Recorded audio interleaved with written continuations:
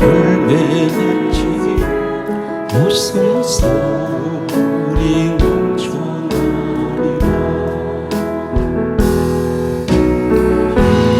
이곳은 생명샘 솟아 눈물 홀짝 지나갈 때 모처럼 열매 맺지 웃음소리 넘쳐나리라. 꽃들도 구름도 바람도 넓은 바다도 찬양하리 찬양하리 예수를. 하늘을 울리며 노래해 나의 영혼아. 은혜의 주 은혜의 주 은혜의 주. 그날에 하늘이 열리고 모든 이가 보게 되리라. 아침에 꽃들이 피어 영광의 주가 오시리라. 꽃들도 구름도 바람도 넓은 바다도 찬양하라 찬양하라 예수를. 하늘을 울리며 노래해 나의 영혼아. 은혜의 주 은혜의 주 은혜의 주. 꽃들도 구름도 바람도 넓은 바다도 찬양하라 찬양하라 예수를. 하늘을 울리며 노래해 나의 영혼아. 은혜의 주 은혜의 주 은혜의 주.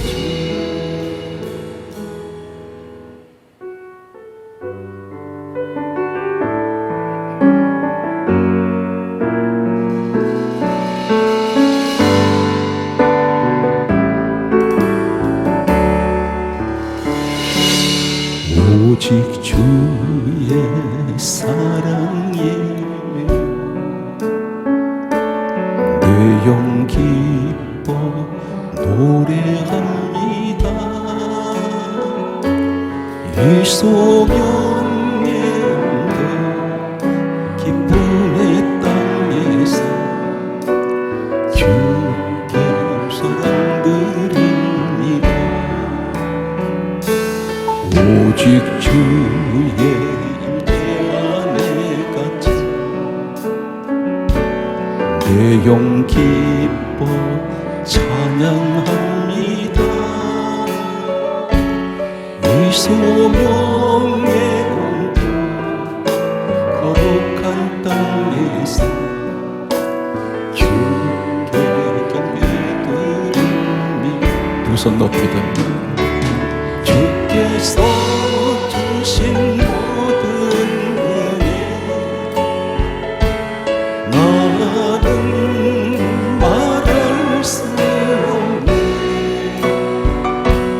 내 영혼 즐거이 주 따르렵니다. 주께 손드립니다. 오직 주의 사랑에 내 영 기뻐 노래합니다. 이 소망의 기쁨의 땅에서 주께 손드립니다. 오직 주의 임재 안에 갇힌 내 내 용기 찬양합니다. 이 소명의 거룩한 땅에서 주께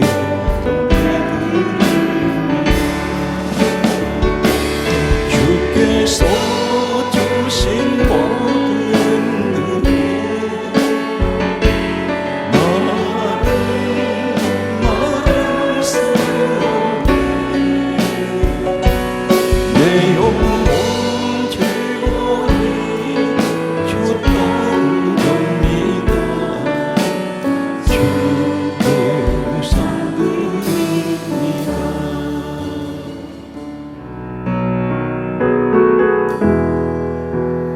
여호와 나의 목자 내게 부족온데 푸르른 초장 위에 나의 몸 누이시네. 선한 목자 오 나의 목자여 생수가 넘치는 날 인도하시네. 내 영혼 소생아 자기 이름 위에 의의 길 인도하니 골짜기 두려움에 선한 목자 오 나의 목자여 생수가 넘치는 곳 날 인도하시네. 주님의 지팡이가 아미하게 나를 주께서 원수 앞에 산으로 베푸시네. 선한 목자 오 나의 목자여 생수가 넘치는 곳 날 인도하시네. 기름을 머리 위에 바르시는 주님 평생의 선하심과 인자함 따르리니 선한 목자 오 나의 목자여 생수가 넘치는 곳 날 인도하시네. 우리가 기도를 하는데 왜 그렇게 응답이 안 될까요? 믿음 있습니다. 그래서 믿음 가지고 구했는데 안 돼요. 하나님께서는 말씀이면 다 된다 그랬는데 그 말씀 믿었는데도 안 됩니다. 한마디로 말해서 코드가 맞지 않습니다. 사이클이 맞지 않습니다. 라디오 소리를 들으려면 내가 어떤 방송국에 어떤 그 소리를 들으려면 그 채널에 맞춰야 됩니다. 그런데 우리는 다른 채널에 맞추고 있습니다. 지금 이 자리에는 동시에 휴대폰을 터뜨리면 내가 원하는 그 분야대로 갈 것입니다. 그런데 눈에 보이질 않아요, 전파가. 지금 우리 눈에 보이지 않지만 지금 이 공중에는 어쩌면 수천, 수만 개의 전파가 지금 흐르고 있습니다. 그들은 서로가 그 채널에 맞춰서 전파가 사이클이 맞기 때문에 통화가 되는 거예요.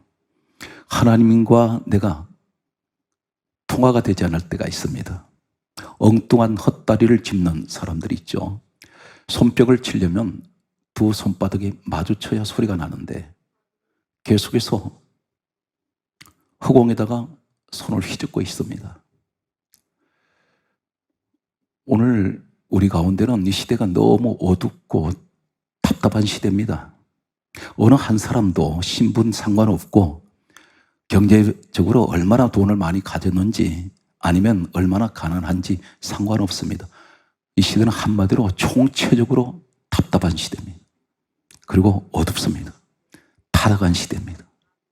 별로 소망이 보이질 않습니다. 숨을 쉬고 살아가고는 있는데 과연 얼마나 내가 이 땅에 희망을 가지고 꿈을 가지고 발버둥을 치면서 내일을 위해서 나를 행복하다고 소리치는 사람은 그렇게 많지 않을 것입니다. 어쩔 수 없이 주어진 생명 하루하루 하루살이처럼 그렇게 살아가는 많은 분들이 있습니다. 그런데 오늘 말씀을 들으면 그동안 기도했던 내용이 오늘 말씀 속에 응답이 있습니다. 답답한 마음이 시원하게 되고 묶였던 것이 풀어져 버리고 눌렸던 것이 다 짐이 벗겨지는 바로 이 축복의 시간, 응답의 시간입니다. 오늘 여러분들은 요한복음 11장 이야기를 하면 한두 번은 설교를 통해서 아마 섬기는 교회에서나 방송을 통해서 또 다른 어떤 곳에서 이 말씀을 접한 적이 있을 것입니다. 나사로 이야기입니다. 우리 성경은 이렇게 접근합니다. 요한복음 11장 1절에 보게 되면 나사로라는 사람이 있었습니다. 그런데 나사로는 어디에 있는 사람이냐면 성경은 한 가지를 반드시 그 지명을 성경은 이유 없이 기록하지 않습니다. 베단이라는 곳이 있었습니다. 베단이. 왜 성경은 이 사실을 기록하고 있을까요? 그런데 나사로는 두 자매가 있었습니다. 3남매가 이제 이 가정이 있었습니다. 1절에 보게 되면 베다니에 나사로와 마리아, 마르다가 함께 있는 것을 성경은 그 이름을 기록을 하고 있습니다. 베다니라는 곳은 어디냐면 현재 예루살렘과 여리고 사이 중간 지점이 있습니다. 학자들 사이에서는 고대 이 베다니라는 곳은 예루살렘에서 약 3km 지점에 있었다는 학설이 있고 또 어떤 학설은 약 6km 지점에 있었다 이렇게 학설이 있습니다. 가장 중요한 것은 베다니라는 곳에 어떤 곳일까요? 이 베다니라는 말은 히브리어로 이렇게 부릅니다. 베터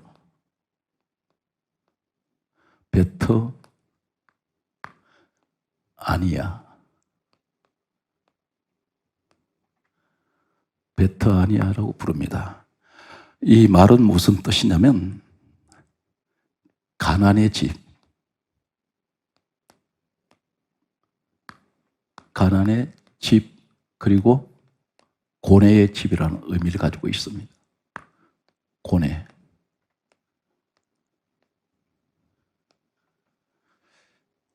이 지역은 역사적으로 보면 어떤 지역이냐면 베다니는 대단히 낙후된 지역입니다. 성 밖에 있었습니다. 그런데 이곳은 주로 지명 수배받은 사람들, 도망자들, 그리고 이곳은 또 어떤 곳이었느냐면 마태복음 26장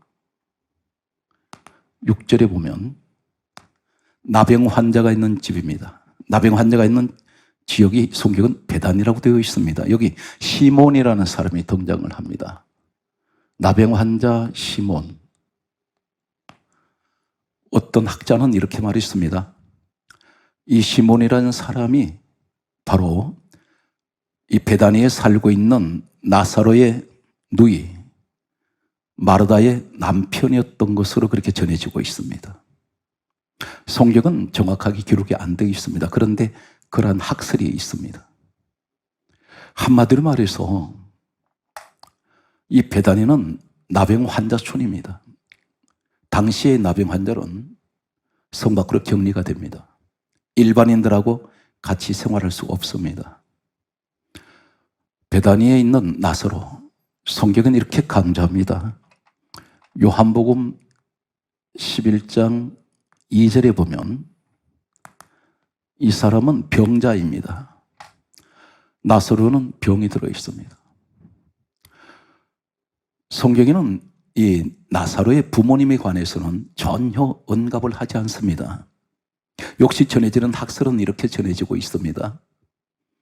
나사로는, 이 가정은 일찍이 부모님이 두 분 다 세상을 일찍 떠났을 것이다. 사고로 떠났던, 질병으로 떠났던, 자연사를 했던 부모님이 없습니다. 3남매가 소년, 소녀 가장으로 자라날 수밖에 없었습니다. 마리아라는 이 동생은 예수님께 향유를 갖다 부었던 여인으로 성경 기록하고 있습니다. 그런데 역시 전해지는 학설은 이 여자는 창녀로 알려지고 있습니다.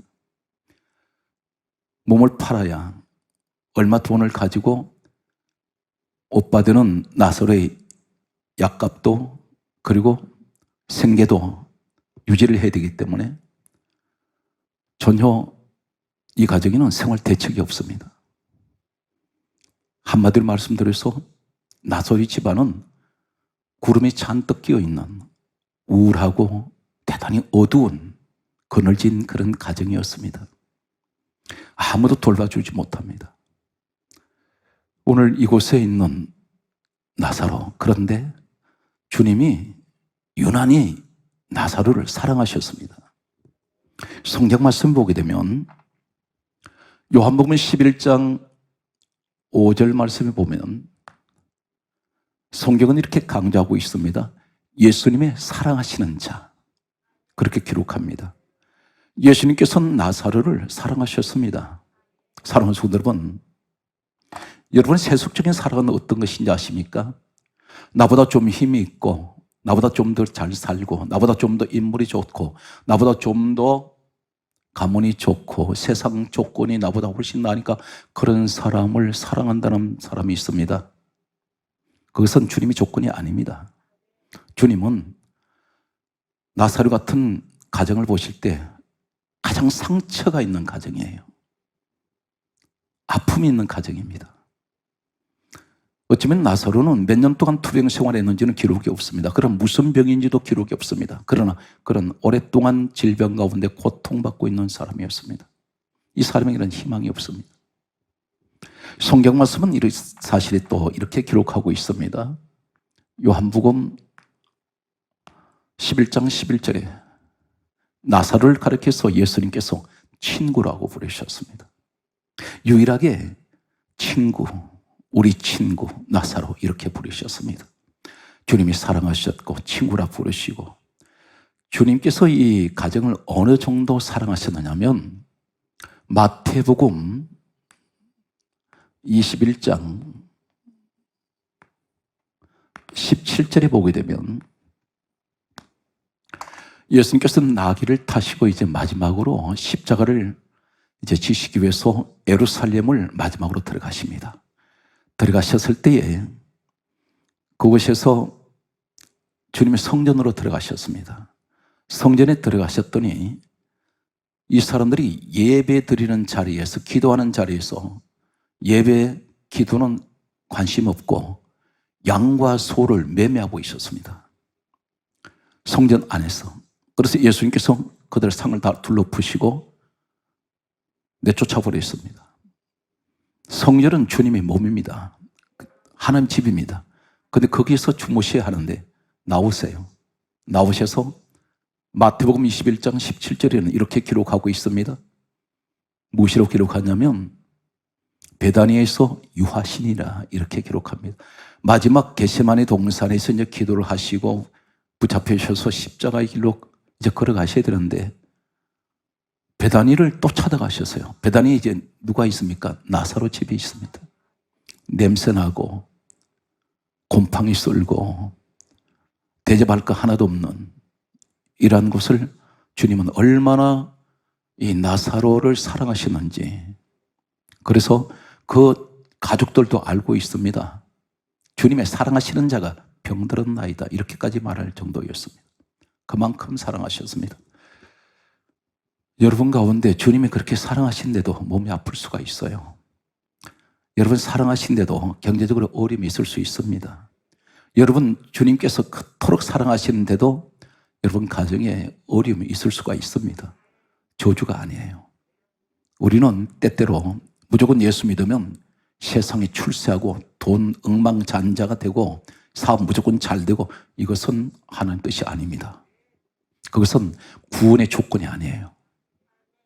오늘 여기에서 중요한 내용을 보게 되면 주님의 사랑하시고 친구라 하시고 마지막 십자로 길로 가시기 전에 마지막으로 묵으셨던 집이 베단이었습니다. 성전에 계셔야 되는데 그 성전에 안 계세요. 왜 그렇습니까? 그 성전이 장사판이 될 때에. 오늘 여기에서 이제 주님께서 성경 말씀을 보게 되면 이 사람이, 나사로가 죽어버렸습니다. 병이 들었는데 죽었습니다. 왜 죽었을까요?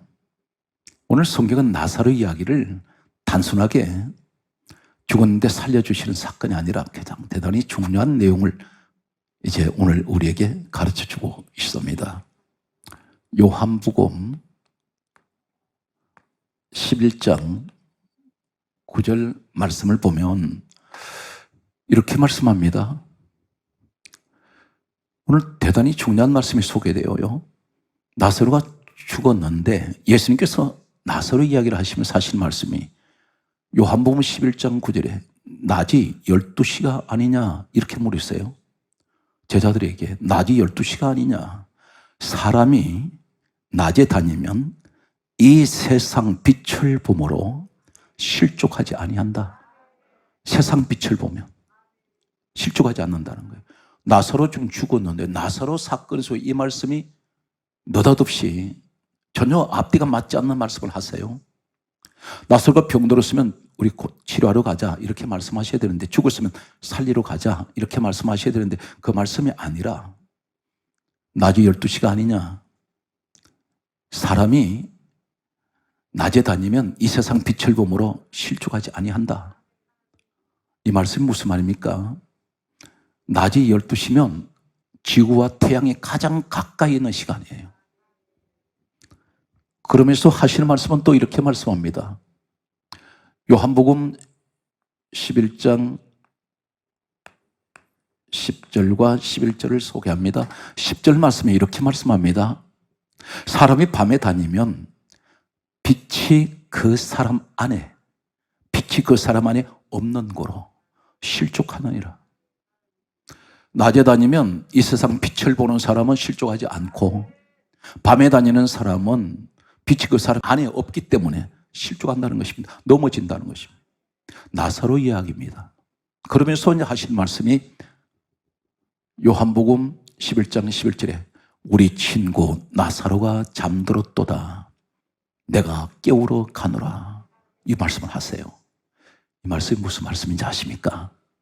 오늘 우리 보고 지금 하시는 말씀입니다. 왜 자꾸 실족하는지 아세요? 왜 자꾸 무너지는지 아십니까?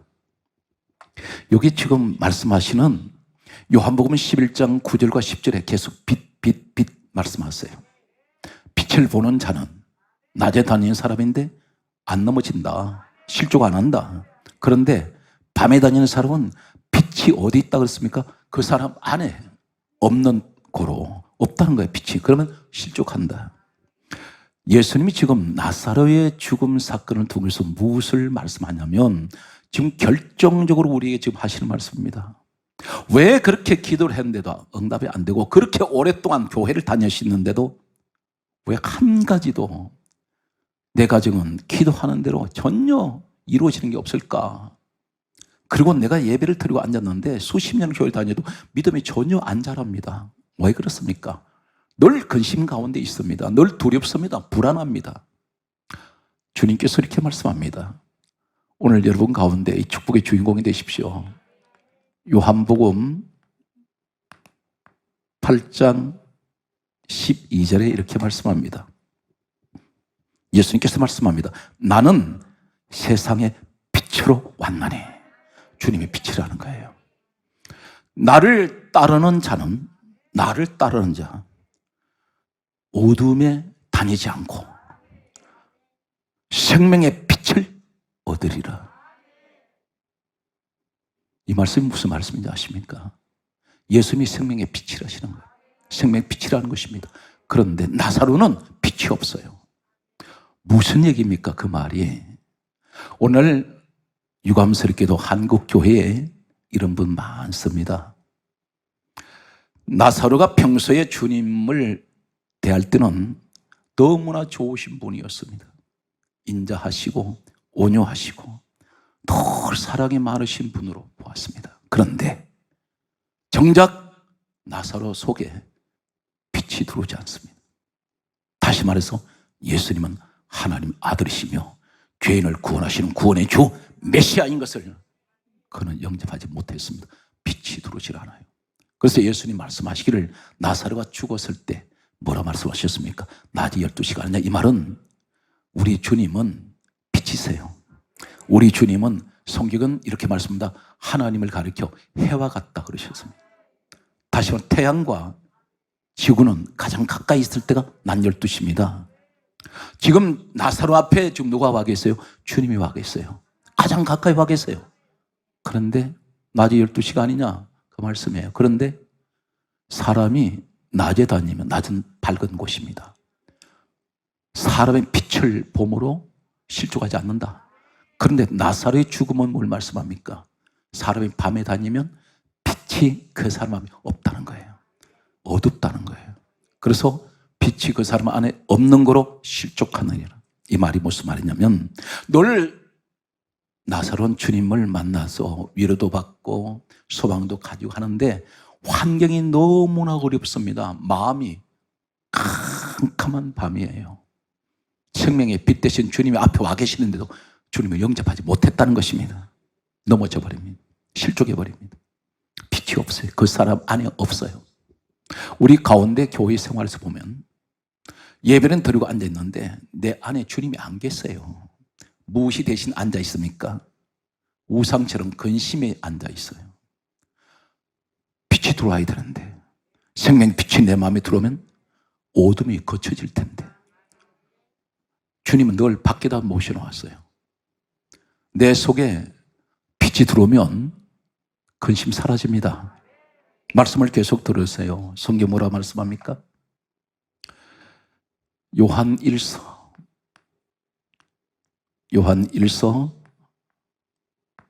1장 5절과 7절 말씀에 보면 요한 1장 5절에 이렇게 말씀합니다.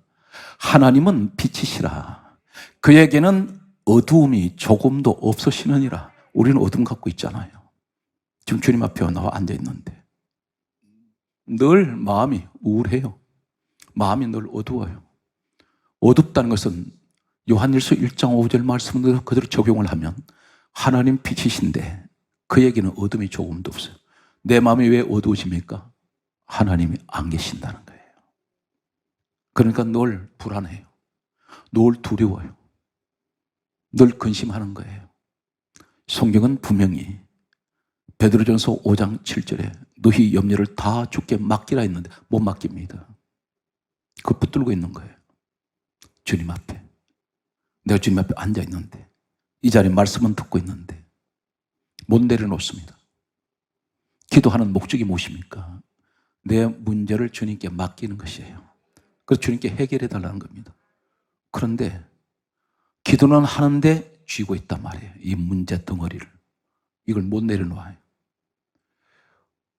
빛이 없어서 이 나사로는 주님을 생명의 빛으로 영접을 못했습니다. 어둠 가운데 있어요. 왜 그렇습니까? 환경을 돌아보면 자신의 몸은 아프고 경제적으로 만약에 누이 동생 마리아가 창녀 일을 했다면 만약에 그랬다면 그 모습을 바라보는 저 아이가 몸 팔아서 한 푼, 두 푼 가져오는 거 가지고 내 약값을 보태야 되고 끼니를 이어야 되고 이런 모습이었다면, 그리고 마르다의 남편이 만약에 시몬이었다면 나병을 앓고 있는 온통 가정이 어느 곳 하나라도 돌아봐도 웃을 일이 없어요. 그런데 주님은 그 가정, 문제가 많은 가정을 찾아가셨는데도 정작 좋으신 예수님, 그리고 인자하신 예수님, 사랑이 많으신 예수님, 그 이상은 아니었다는 겁니다.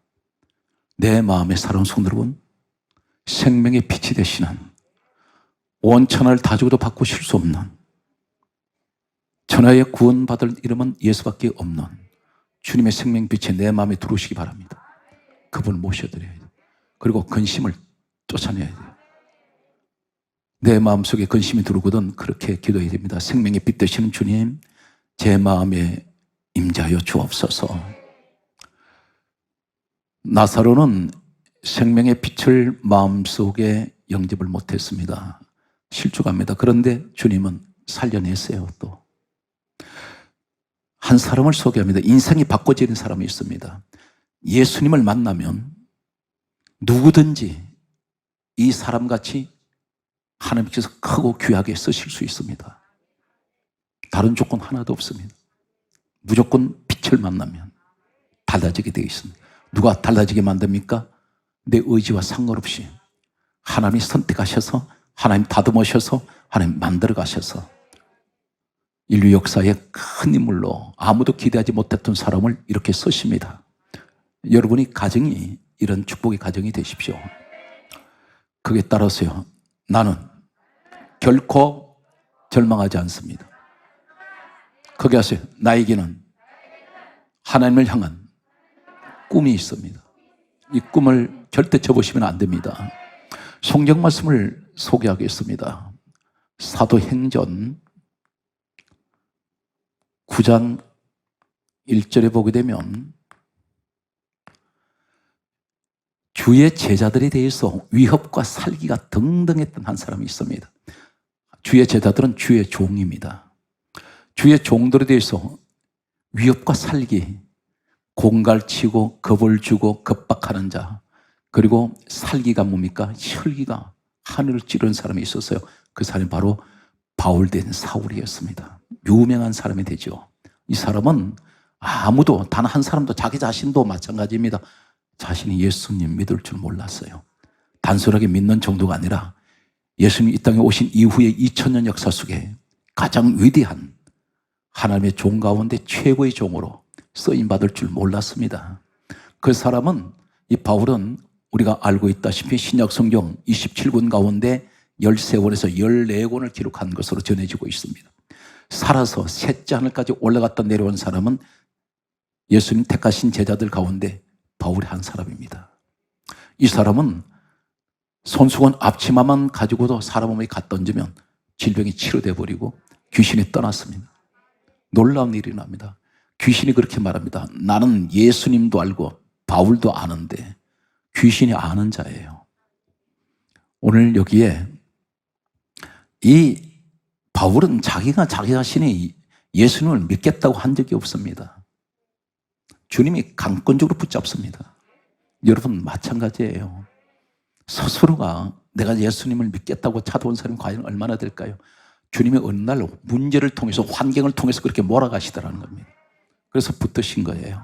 성경 말씀 보게 되면 사도행전 9장 3절과 4절 말씀을 보면 9장 3절에 이렇게 말씀하고 있습니다. 사울이 다메섹에 지나가는데 갑자기 하늘에서 빛이 비쳤습니다. 빛이 내려오는데 이 사람이 이 빛을 영접을 했습니다. 빛이 누굽니까? 요한복음 8장 12절에 예수님이 세상 빛이세요. 이 사울에게 갑자기 빛이 비치더니 하늘에서 음성이 들려옵니다. 사울아 사울아 부르세요. 이 사람이 여기서 꼬꾸라집니다. 오늘 여기 한 가지 저는 대단히 은혜를 받는 내용 가운데 하나가 반드시 빛을 영접하는 사람은 4절 현상이 바로 일어납니다. 엎드러져 더러움의 소리 있어. 이 세 가지 단어를 주목합니다. 빛을 영접을 하면 엎드러집니다. 엎드러지는 건 무엇입니까? 빛 되시는 예수님을 만난 사람은 가장 먼저 나타나는 현상은 꼬꾸라져요. 항상 엎어집니다. 뭘 하고 엎어집니까? 기도하기 위해서 엎어지고, 섬기기 위해서 엎어지고, 겸손하기 위해서 엎어집니다. 절대 고개 쳐들지 않습니다. 이것이 바로 일어나는 현상이에요. 두 번째가, 저는 항상 안타깝게 생각하는 것이, 교회 안에 들어와서 세상 소리를 참 듣기 좋아하는 사람이 있습니다. 하나님 말씀을 들어야 되는데, 하나님 말씀하는데 말씀이 어디 있습니까? 성경입니다. 성경 말씀을 들으면 갖다 대면 따분하다고 얘기하는 사람이 있어요. 따분하다고. 졸린다 그랬습니다. 그런데 그 말씀이 하나님 말씀인데, 누가 성경 하나님 말씀을 하늘에서 들리는 소리를 들을 수 있을까요? 사도행전 9장 4절에 엎드러져 더러움의 소리 있어 엎어지는 자에게 소리가 들립니다. 이 소리는 하늘 소리예요. 이 소리는 하나님의 소리예요. 이 소리는 하나님 말씀입니다. 반드시 세상적으로 고개 뻣뻣하고 쳐들고 있는 사람은 말씀이 귀에 들어오지 않습니다. 세상 소리가 귀에 들어와요. 그런데 바울의 모습은 그렇습니다. 이 순서가 어떻게 되냐면, 가장 중요한 것은 주님을 만나야 된다는 거예요. 빛을 만났더니 바로 엎드러지게 되고, 엎드려졌더니 말씀 듣는 소리가 들려오는데, 여기서 사도행전 9장 6절 말씀과 7절 말씀과 8절 말씀을 보면, 사도행전 9장 6절은 이렇게 기록하고 있습니다. 일어나 시내로 들어가라. 사랑하는 성도 여러분, 하나님께 간섭받기 원하세요? 내가 무슨 일을 할 때 하나님이 지시하시기 원합니까? 빛을 만나야 돼요. 여기서 빛 영접하고 났더니, 빛을 만나고 났더니, 복음적으로 예수님 만나고 났더니, 생명의 빛 되시는 주님을 만나고 났더니, 너 일어나 시내로 들어가 지시하신단 말이에요. 내 인생길을 그분이 컨트롤하기 시작해요. 언제? 내가 예수님을 만나기 전에 내 마음대로 삽니다. 그러다 보니까 엉망진창이야. 뭔가 좀 되는 것 같더니 오래 못 가요. 그러나 주님이 지시하신 일은 실패가 없어요. 왜 그렇습니까? 주님이 책임지십니다. 빛을 영접했더니 땅에 엎드러지고, 엎드러졌더니 말씀의 귀가 열려지고, 말씀의 귀가 열려졌더니 주님이 지시하세요. 7절 말씀을 보게 되면, 같이 가던 사람들은 소리만 듣고 아무 말도 못하고 서 있더라. 여기서 구별되어요. 많은 사람 중에 구별됩니다. 오늘 여러분 가운데 내가 아무렇게나 지금 내가 교회 나와가지고 예수님 믿는 거 그렇게 생각하시면 안 돼요. 여러분 구별된 사람이야. 수많은 사람 중에 특별히 선택되어서 지금 주님 앞에 나와 있단 말입니다. 이 사실을 망각하시면 안 됩니다. 사도행전 9장 8절은 성경이 이렇게 강조하고 있습니다. 사울이 땅에서 일어나 눈은 떴으나 아무것도 보지 못합니다. 눈은 떴는데 안 보여요. 무엇을 말합니까? 사람이 교회를 다니는데도 세상 것이 그렇게 잘 보이는 사람이 있어요. 이 사울은 예수님을 빛으로 영접하는 순간에 육신의 눈은 떴는데 세상 것이 안 보여요. 여러분 가운데 그전에는 세상 것이 그렇게 좋았습니다. 그랬는데 이제는 자신도 모르게 세상 것이 보이질 않아요. 오로지 그냥 예배가 좋고 교회 생활이 늘 즐겁고 늘 기도가 즐겁고 늘 믿음 생활이 너무나 행복한 것입니다. 이 사람 변화되었다는 거예요.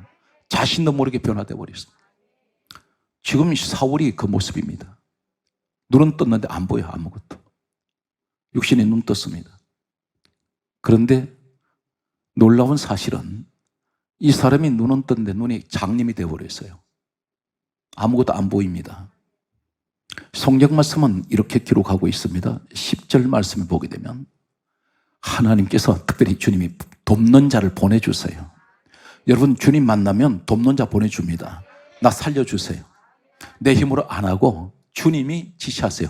10절 말씀에 보게 되면 아나니아라는 사람을, 이 사울은 아나니아를 물읍니다.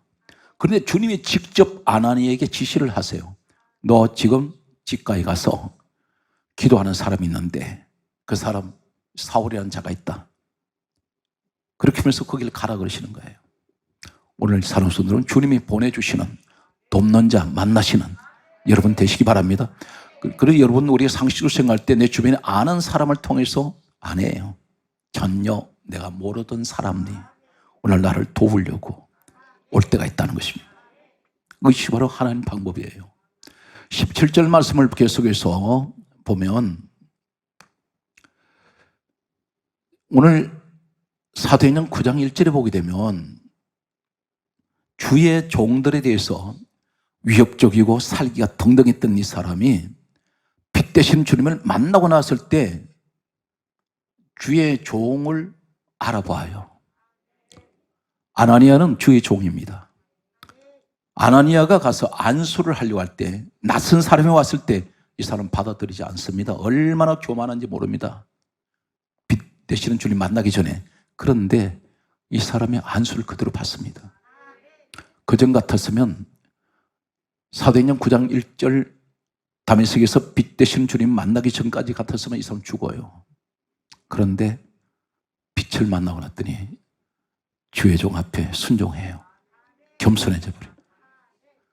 성경은 바로 이어서 하시는 말씀이 20절에 적시로 각 회당에 다니면서 예수 그리스도는 하나님의 아들이라 전파하기 시작합니다.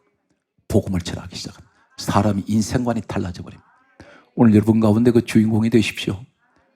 오늘 그런데 우리에게 지금 말씀합니다. 왜 응답이 안 되는지 아니? 너 속에 빛이 없지 않냐? 빛은 뭘 말합니까? 근심이 없고 마음이 어둡지가 않아요. 어둡지 않으면 성경은 우리에게 이렇게 가르치고 있습니다. 이사야 2장 5절 말씀을 보면 따라하세요. 오라 우리가 여호와의 빛에 행하자. 행동하란 말이에요. 여호와의 빛 가운데서. 오늘 특별히 예배가 끝나고 난 후에 성전문 나선 순간 어떤 모습이 되어야 됩니까? 밝아야 돼요. 빛이 들어오면 밝게 되어 있습니다. 우울한 얼굴 하지 말고 항상 밝은 얼굴 가지세요. 그리고 항상 매사가 긍정적인 모습을 가지십시오. 그러면 내가 밝고 건강하면 내 몸속의 질병도 치료됩니다. 오늘 여러분 그 주인공이 되시기 바랍니다. 욥기서 17장 7절 말씀을 보면 우리에게 대단히 중요한 말씀을 하고 계십니다. 내 눈이 근심으로 말미암아 어두워진다는 거예요. 근심 때문에 눈이 어두워져 버립니다.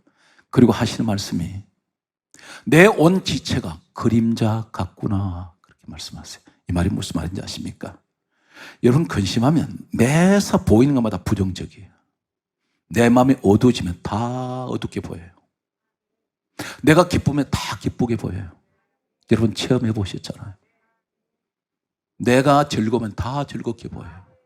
그런데 내 눈이 근심 때문에 어두워져 있다는 겁니다. 교회에 와서 같은 사람인데도 같은 교회 장소 안에서도 어떤 사람은 한 가지를 보면서 똑같은 사물을 볼 때에 대단히 긍정적으로 보는 분이 계세요. 아름답게. 그런데 같은 사물을 보는데도 어떤 사람은 대단히 부정적으로 봅니다. 어둡게 봅니다. 밝게 보는 사람이 있고 어둡게 보는 사람이 있어요. 오늘 여기 무슨 말입니까? 근심 때문에 그렇다는 것입니다. 내 마음에 어두움에 근심이 들어오면 눈으로 보이는 것마다 다 어두워져요. 희망이 보이질 않아요. 소망이 보이질 않아요. 빛이 보이질 않아요. 그런데 내 온 지체가 그림자 같구나. 그림자가 실체입니까? 아니잖아요. 그림자는 정말 시커멓습니다. 당신 주변에 온몸 덩어리 자체가 보이는 것마다 다 시커멓게만 보인다는 거예요. 이것은 생명이 아닙니다. 오늘 성경은 이렇게 우리에게 말씀하고 있습니다. 우리 성경 말씀을 보면 창세기 1장 2절과 3절에 보면 사랑하는 성도 여러분, 창세기 1장 2절은 이렇게 기록합니다. 땅이 혼돈하고 공허하며 흑암이 깊음 위에 있고 하나님의 영은 수면 위에 운행하시니라. 3절에 무슨 말씀이 나와요? 빛이 있어라 하신 빛이 있었고, 첫째 날이에요. 천지 창조 가운데. 2절에 땅이 혼돈해요. 혼란해요. 정신이 하나도 없어. 무질서해요. 흑암이 깊은 끝이 없어. 어둠이. 여기서 빛이 들어왔을 때 어둠은 사라져요. 무질서도 사라져요. 창세기 1장 3절이 시작되면서 하나님이 창조하기 시작합니다. 새 생명이 살아나고요. 아무것도 없는 황무지 같은 땅에다가 하나님께서 수많은 여기다 낙원을 만드신 에덴입니다. 뭘 말씀합니까? 우리 가운데 생명의 빛 되시는 빛이 내게 돌아버리면 황무지 같은 내 인생 삶 속에 에덴의 낙원이 만들어지도록 하나님께서 해주신다는 거예요. 빛이 들어와야 됩니다. 그러므로 우리에게 다음 같은 말씀을 하고 있습니다. 에베소서 3장 17절에 따라하세요. 크게 하세요. 그리스도께서 내 마음에 계시게 하라. 그분의 빛이세요. 그분 한 분이면 안 되는 일이 하나도 없습니다. 이것이 우리 믿음이 되어야 돼요. 할렐루야. 히브리서 13장 9절 말씀으로 정리합니다. 히브리서 13장 9절에 마음은 은혜로 굳게 함이 아름답고, 마음은 은혜로 굳게 함이 아름답다. 은혜로. 이 은혜는요, 두림을 몰아내요. 은혜는요, 염려가 들어오질 않아. 은혜는 말이죠, 무시하면 된다는 믿음이 같습니다. 그래서 우리가 은혜로 살아야 돼요. 은혜는 어디서 왔어요? 요한복음 1장 17절에 은혜와 진리는 예수 그리스도로 말미암아 온 것이라. 은혜는 주님이 주신 거예요. 그리고 교회 생활에서 말씀 한마디만 들어도 막 눈물이 날 때가 있습니다. 감동이 올 때가 있어요. 기도할 때마다 그렇게 행복할 수가 없어요. 이것이 바로 뭔지 아십니까? 이게 바로 은혜라는 거예요. 그리고 환경이 아무리 힘들어도 나는 힘든 것 같지가 않아요. 마음이 왜 그렇게 평안한지, 오늘 이것이 바로 은혜라는 것입니다. 그래서 은혜는 환난을 이길 수가 있습니다. 은혜는 능력입니다. 은혜는 생명입니다. 은혜는 축복입니다. 믿습니까? 그래서 반드시 사랑하는 성도 여러분, 절대 어렵고 힘든 시대를 우리가 살아가면서 절대 낙심하지 말고 오늘 생명의 빛이 되시는 주님을 내 마음에 모셔드리세요. 이 한 주간에도 주님은 여러분과 함께 하십니다. 범사위에 이 시대 최고의 주역이 되시기를 주 예수 이름으로 축복합니다.